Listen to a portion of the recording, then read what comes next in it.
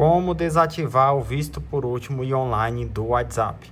Trazendo aqui essa dica simples e rápida para você que é novo usuário do WhatsApp ou que simplesmente esqueceu aonde fica essa configuração e quer aprender a como desativar. Então vamos lá, pessoal. Primeiro passo, vamos aqui, após abrir o WhatsApp, nos três pontinhos, canto superior direito da tela, vou selecionar a opção.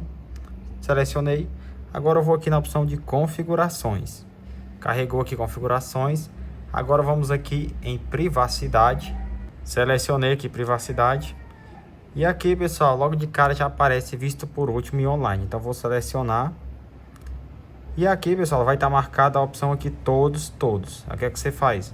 Você marca a opção ninguém. Quem pode ver meu visto por último? Ninguém.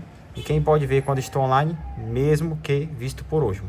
Pronto, agora ninguém vê quando você está online e nem vê o seu visto por último. Mas lembrando, pessoal, que se você não compartilha essas opções, você também não consegue ver o visto por último e o online das outras pessoas. Então tem esse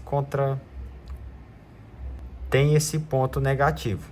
Mas feito isso, a pessoa lá que tem seu contato não vai ver o seu visto por último e online, pessoal. E uma dica extra é que aqui também você consegue não mostrar sua foto de perfil. Você pode selecionar a foto de perfil para meus contatos excetos, ou para ninguém ver sua foto de perfil do WhatsApp. Bom, essa era a dica que eu tinha para vocês hoje. Então, se você gostou, aproveita e deixa seu like, se inscreve no canal. Vou ficando por aqui e tchau, tchau.